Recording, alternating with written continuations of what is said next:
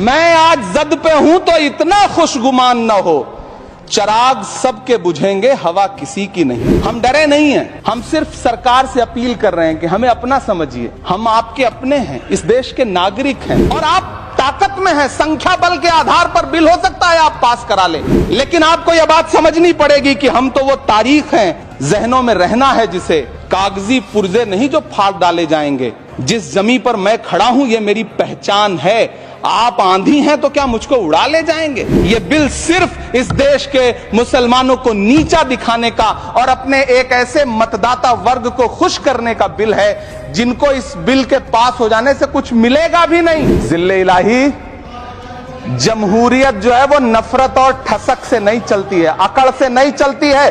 उसमें सबकी हिस्सेदारी जरूरी है। सबको समझना पड़ेगा कि जब जंगल में आग लगती है तो न वो बरगद बचते हैं जो हवा को आंधी में तब्दील करते हैं, न वो बांस बचते हैं जो आपसी रगड़ से चिंगारी पैदा करते हैं। जिस बिल को मुसलमानों के हुकूक की हिफाजत करने वाला बिल बताया जा रहा है, उसी को पेश करने के लिए और उस पर बात करने के लिए लोकसभा में भाजपा सरकार के पास एक भी मुस्लिम सांसद नहीं है। जिस वक्फ बिल को मुस्लिम महिलाओं को हक दिलाने वाला बताया जा रहा है, उसे संसद में पेश करने वाली पार्टी के पास न तो राज्यसभा में, न लोकसभा में, न देश की किसी विधानसभा में एक भी मुस्लिम महिला सदस्य नहीं। बस आप कह रहे हैं यह बिल उम्मीद की नई किरण है। नहीं साहब, इसे भले किरण जी लेके आए हैं, लेकिन ये उम्मीद की नहीं बल्कि नाउम्मीदी की किरण है। कल किरण रिजिजू जी कह रहे थे कि रेलवे की जमीनें देश की जमीनें हैं, डिफेंस की जमीनें देश की जमीनें हैं।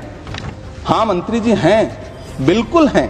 तो हम भी तो इसी देश के नागरिक हैं, हम भी तो इसी देश के बेटे हैं। तो वक्फ की जमीनें भी तो इसी देश की जमीनें हैं, उनको पराया क्यों बोलते हैं आप? और मंत्री जी, मैं इस सदन में अलल ऐलान ये कहता हूं कि जब भी इस देश की जमीन को लहू की जरूरत होगी, आपसे 2 कदम आगे इमरान खड़ा मिलेगा। ये मैं आपसे यकीन दिलाते हुए कह रहा हूं।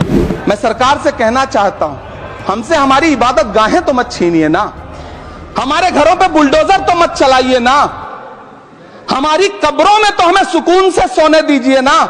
लेकिन डॉक्टर बाबा साहब अंबेडकर के संविधान को हर दिन कुचलने वाली ये सरकार देश के मुसलमानों से नफरत में इतनी अंधी हो गई है कि खुलेआम देश की संसद में देश सरकार के माइनॉरिटी मिनिस्टर साहब और होम मिनिस्टर साहब झूठ बोलते हैं और देश को गुमराह करते हैं। धन्यवाद मोदी जी, क्या बढ़िया सौगातें मोदी दे रहे हैं आप।